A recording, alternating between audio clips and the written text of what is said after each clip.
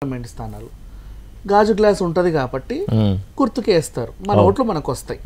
ఇప్పుడు ఇక 21 పక్కన పెట్టేద్దాం, మిగతా నియోజకవర్గాలన్నిట్లోనూ టీడీపీ అభ్యర్థులు నిలబడతాడు. ఆయన టీడీపీ రా, మన పవన్ కళ్యాణ్ ఇక్కడ ఉన్నాడని ఎవడో గాజు గ్లాస్ కేసేస్తాడు. ఇంకో దగ్గర బీజేపీ నిలబడుద్ది, కమలానికి వేయకుండా కింద సరే ఇక్కడ పవన్ కళ్యాణ్ ఉన్నాడు అని చెప్పి గాజుకి వేస్తారు.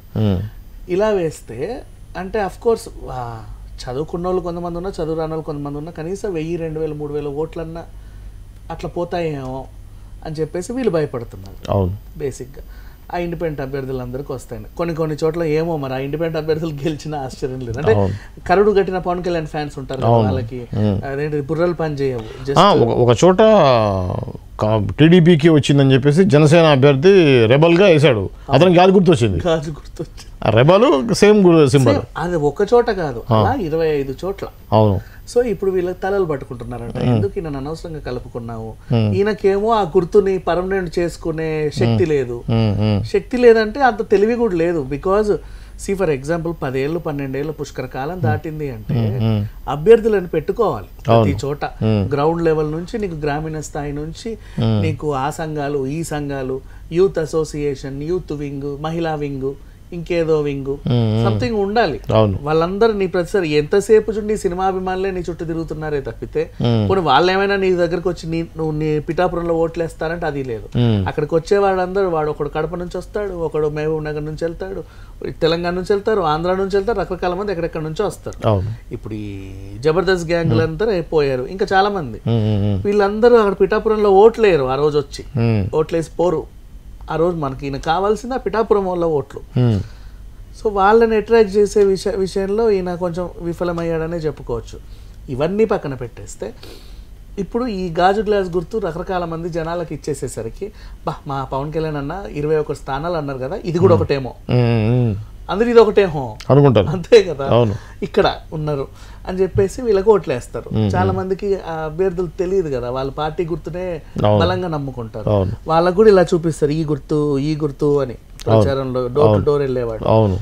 సో ఇదే అనుకొని కూడా ఓట్లేసే అవకాశం ఉంది. అండ్ ఇంకొన్ని చోట్ల సరే ఎంత గుర్తు గాజు గ్లాస్ ఇచ్చినా వాడి జెండాకి రంగులు వేరు ఉంటాయి కదా అనుకునే వాళ్ళు ఉన్నారు.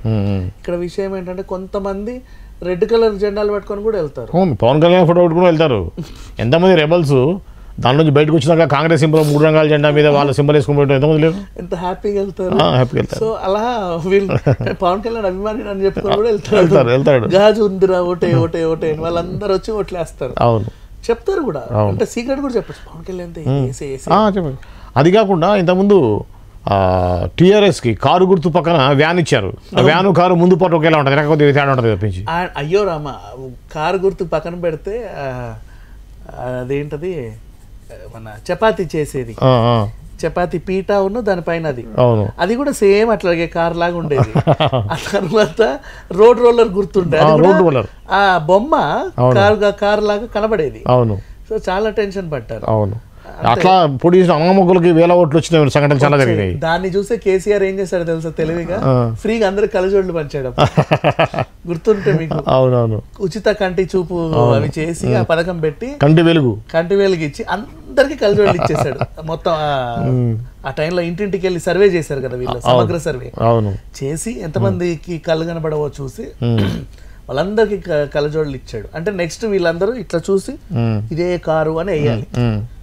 అంటే ఇప్పుడు నాకు అర్థం కాని విషయం అంటే ఈసీలో కొన్ని 100 సింబల్స్ ఆల్రెడీ రిజిస్టర్ అయి ఉంటాయి కదా, వాటిలో ఈ గాజు గ్లాస్ ఒకదాన్ని జనసేన కేటాయించాం కాబట్టి ఇండిపెండెన్స్ లేదు అని ఒక మాట చెప్పొచ్చు కదా. దానికి ఏదో చెప్పాలి, అది జనసేన కేటాయించలేదు, నీకు ఇంకా పర్మనెంట్ అవ్వాలా. ఇప్పుడు వీళ్ళ కార్ పర్మనెంట్ అయినట్టు, వాళ్ళ కమలం పర్మనెంట్ అయినట్టు, హస్తం పర్మనెంట్ అయినట్టు, సైకిల్ పర్మనెంట్ అయినట్టు వీళ్ళకి ఇంకా గుర్తు రాలా. అదే వాళ్ళు చెప్పేది ఏంటంటే వాదన 10% పైగా మేము నిలబడుతున్నాం కాబట్టి అది మాకు మాత్రమే కేటాయించాలి అనేది వాళ్ళ అనే వాదన.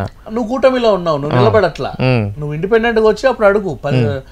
ఇప్పుడు బోడే రామచంద్ర యాదవ్ కూడా ఇస్తారు, ఆయన కూడా 35 నియోజకవర్గాలు ఆయన అభ్యర్థులను పెట్టాడు, ఆయనకు కూడా గుర్తుంటది ఖచ్చితంగా. వీళ్ళకి ఇవ్వరు, ఎందుకంటే యు ఆర్ పార్ట్ ఆఫ్ ఏ కూటమి. నువ్వు వాళ్ళందరికీ అందులోంచి బయటకు వచ్చి నువ్వు కూడా ఇలాగే దరఖాస్తు చేసుకుని నీకు వస్తుంది. నువ్వు ఫస్ట్ టైం పోటీ చేసేటప్పుడే కూటమిలోకి వెళ్ళిపోయావు. అవును ఫస్ట్ టైమే నువ్వు ఫస్ట్ టైం ఒకసారి పోటీ చేసి ఆ గాజు గ్లాస్ గుర్తుని బలంగా తీసుకెళ్తే ఈసీ కూడా దాన్ని ఆమోదిస్తా. అవును 19లో పోటీ చేశాడుగా, చేసినప్పుడు అది అప్పుడు గాజు గ్లాస్ పోటీ చేసావు కానీ అసలు అందులో ఏం చేయలే నువ్వు దాంట్లో పెద్దగా. అంటే ఐ మీన్ లైక్ నువ్వు నీ గుర్తుని నీకు కేటాయించుకునే స్థాయిలో నువ్వు దాన్ని అక్కడ నువ్వు ఆ కార్యక్రమాలని నిర్వర్తించలేదు, వాళ్ళు కూడా నిన్ను గుర్తించలేదు. ఈసారి కూడా అదే అనింది, నీకు టెంపరీయే గాజు గ్లాస్ గుర్తు, ఇంకా మేము పర్మనెంట్ చేయాల. సో అప్పటికీ ఒక ఎగ్జామ్షన్ ఏంటి, మీ నియోజకవర్గాల్లో అయితే నీ గాజు గ్లాస్ గుర్తు ఉంచుకో నువ్వే, మిగతా మేము అవి